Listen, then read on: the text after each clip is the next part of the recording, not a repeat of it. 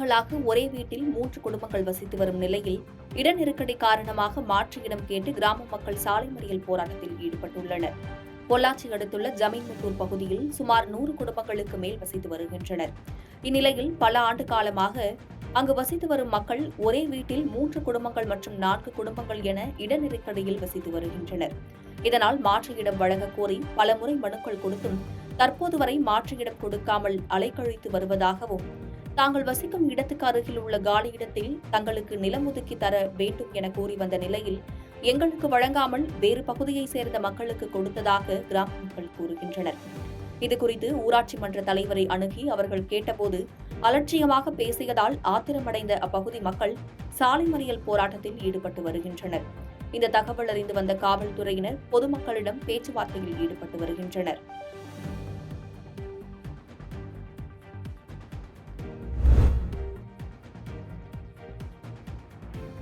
சேலம் மாவட்டம் தேவூர் அருகே உள்ள பல்வேறு பகுதிகளில் விவசாயிகள் கிணற்று பாசன தண்ணீரை பயன்படுத்தி சுமார் 500 ஏக்கர் பரப்பளவில் ஆலைக்கரும்பு சாகுபடி செய்து வருகின்றனர். இந்நிலையில் கடந்த 1 மாத காலமாக கரும்பு பயிர்கள் மஞ்சள் நிறமாக மாறி கருகி வருகிறது. இந்த நோய் தாக்கத்தை கட்டுப்படுத்த பல்வேறு மருந்துகள் தெளித்தும் பயன் இல்லாததால் விரக்தி அடைந்து ஒரு சில விவசாயிகள் டிராக்டர் மூலம் அழித்து வருகின்றனர். இதுகுறித்து சென்றாயனூர் விவசாயிகள் கூறும்போது, 1 ஏக்கர் கரும்பு சாகுபடி செய்ய பராமரிப்பு செலவினங்கள் ரூபாய் 80,000 வரை ஆகிறது. இந்நிலையில் தற்போது பரவி வரும் வெள்ளைப்பூச்சி தாக்குதலுக்கு கரும்பு பயிரில் குருத்து கருகி பூச்சிகள் பரவி வருகிறது. எனவே வேளாண் துறை அதிகாரிகள் நேரில் ஆய்வு செய்து நடவடிக்கை எடுக்க வேண்டும் என விவசாயிகள் கோரிக்கை வைத்துள்ளனர்.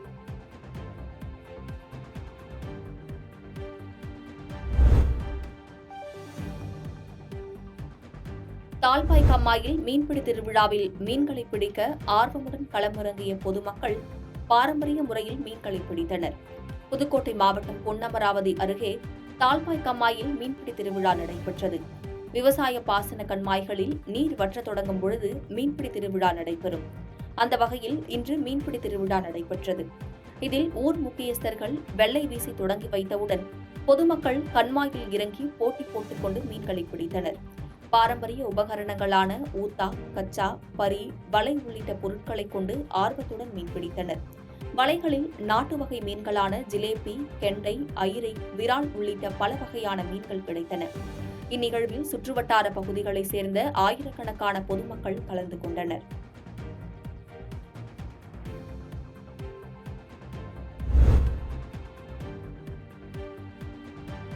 புதுக்கோட்டை மாவட்ட ஆட்சியர் அலுவலகம் தமிழகத்திலேயே 100 ஏக்கர் பரப்பளவு கொண்ட கட்டிடமாகும்.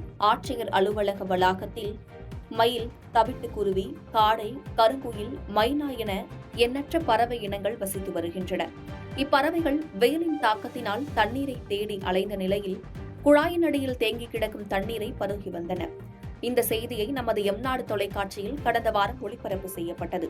அதன் எதிரொலியாக மாவட்ட நிர்வாகம் புதுக்கோட்டை மாவட்ட ஆட்சியர் அலுவலக வளாகத்தை சுற்றிலும் 20 இடங்களில் சிமெண்ட் தொட்டிகள் வைக்கும் பணியினை துவங்கியுள்ளது. மேலும் நாளை முதல் சிமெண்ட் தொட்டிகளில் தண்ணீர் நிரப்பப்படும் என்றும் சம்பந்தப்பட்ட அதிகாரிகள் கூறியுள்ளனர்.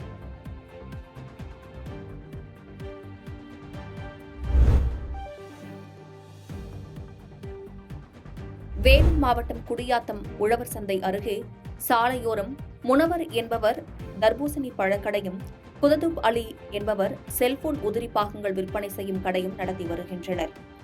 இந்நிலையில் கடை அருகே குப்பையில் ஏற்பட்ட தீ அருகே இருந்த தர்பூசணி கடை மற்றும் செல்போன் உதிரி பாகங்கள் கடைக்கு பரவி மளமளவென பரவியது. இதில் பல்லாயிரம் ரூபாய் மதிப்புள்ள தர்பூசணி பழங்கள் மற்றும் செல்போன் உதிரி பாகங்கள் தீயில் எரிந்து கருகியது. உடனடியாக தீயணைப்பு துறையினருக்கு தகவல் தெரிவிக்கப்பட்டு விரைந்து வந்த தீயணைப்பு துறையினர் சுமார் 1 மணி நேரம் போராடி தீயை அணைத்தனர். இந்த தீ விபத்தில் கடைக்கு அருகே இருந்த மின்கம்பங்கள் எரிந்து சேதமடைந்தது. தீ விபத்து குறித்து குடியாத்தம் நகர காவல்துறையினர் வழக்கு பதிவு செய்து விசாரணை மேற்கொண்டு வருகின்றனர்.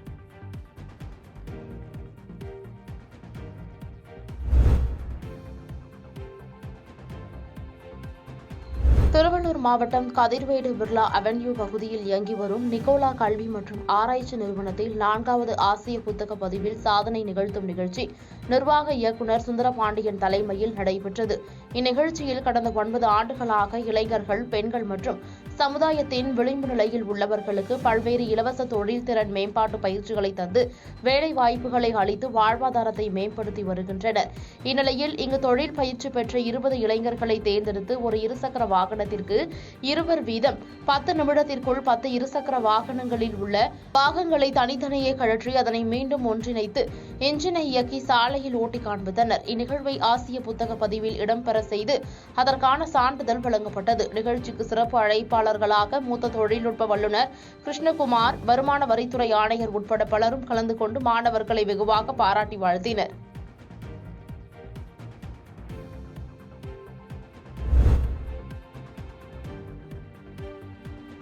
ஸ்ரீ மகா முனியப்பன் கொங்கு இளைஞரணி சார்பில் வள்ளி கும்மி நடனம் அரங்கேற்றம் நடைபெற்றது.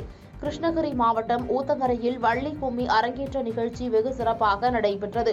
கொங்கு நாடு கலைக்குழு நிறுவனர் KKC பாலு மற்றும் முனைவர் சம்பத் தலைமையில் நடைபெற்ற இந்த நிகழ்வில் கலைக்குழுவின் மகளிர் அணியினர் வள்ளி கும்மி ஆடினர். கடந்த 1 மாதமாக முருகப்பெருமான், வள்ளி தெய்வானை திருமணம் குறித்து பயிற்சி மேற்கொண்ட மகளிர் அணியினர் 150க்கும் மேற்பட்டோர் ஒன்றிணைந்து நடனம் ஆடியதை காண ஏராளமான பொதுமக்கள் திரண்டனர். இந்நிகழ்ச்சியின் மூலம் தமிழ் பாரம்பரிய கலைகளை ஊக்குவிக்கவும் இளைய தலைமுறையினரிடையே கலாச்சார விழிப்புணர்வை ஏற்படுத்தவும் ஸ்ரீ மகா முனியப்பன் கொங்கு இளைஞரணி சிறப்பான முயற்சி செய்துள்ளது என்பது குறிப்பிடத்தக்கது.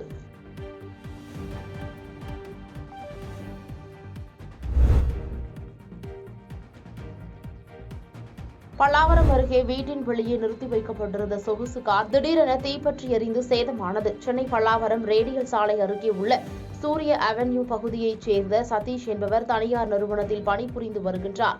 இந்நிலையில் சதீஷின் கார் பழுதாகியதால் சென்னையில் உள்ள கார் பழுது பார்க்கும் கடைக்கு கொண்டு சென்று மீண்டும் அவரது வீட்டின் வெளியே நிறுத்தியுள்ளார். இந்நிலையில் காரில் இருந்து திடீரென புகை வெளியேறியதை அடுத்து சிறிது நேரத்தில் தீ பற்றி எரிந்தது. இதை பார்த்து அக்கம் பக்கத்தினர் தாம்பரம் தீயணைப்பு துறைக்கு தகவல் கொடுத்துள்ளனர். தகவலின் அடிப்படையில் சம்பவ இடத்திற்கு தீயணைப்பு வீரர்கள் வருவதற்குள் கார் முழுமையாக எரிந்து நாசமானது. இதுகுறித்து சிட்லப்பாக்கம் போலீசார் வழக்கு பதிவு செய்து விசாரணை மேற்கொண்டு வருகின்றனர்.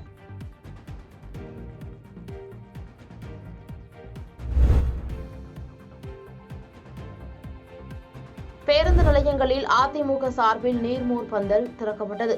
தென்காசி மாவட்டத்தில் வெயிலின் தாக்கம் 100 டிகிரியை தாண்டி சுட்டரித்து வருகிறது. இதன் காரணமாக பொதுமக்கள் மதிய நேரங்களில் வெளியில் வருவதை தவிர்த்து வருகின்றனர். இந்நிலையில் அரசியல் மற்றும் பல்வேறு அமைப்புகள் சார்பில் நீர்மோர் பந்தல்கள் திறக்கப்பட்டு வருகிறது. அதன்படி தென்காசி மாவட்டம் அதிமுக தெற்கு மற்றும் வடக்கு மாவட்ட கழகம் சார்பில் மக்கள் அதிகம் கூடும் பகுதிகளான பேருந்து நிலையங்களில் நீர்மோர் பந்தல் திறக்கப்பட்டது. இதனை கடையநல்லூர் பகுதியில் சட்டமன்ற உறுப்பினர் கிருஷ்ணமுரளி என்ற குட்டியப்பா பந்தலை திறந்து வைத்தார். இதில் ஏராளமான பொதுமக்களுக்கு மோர், வெள்ளரி, தர்பூசணி உள்ளிட்டவைகள் வழங்கப்பட்டது.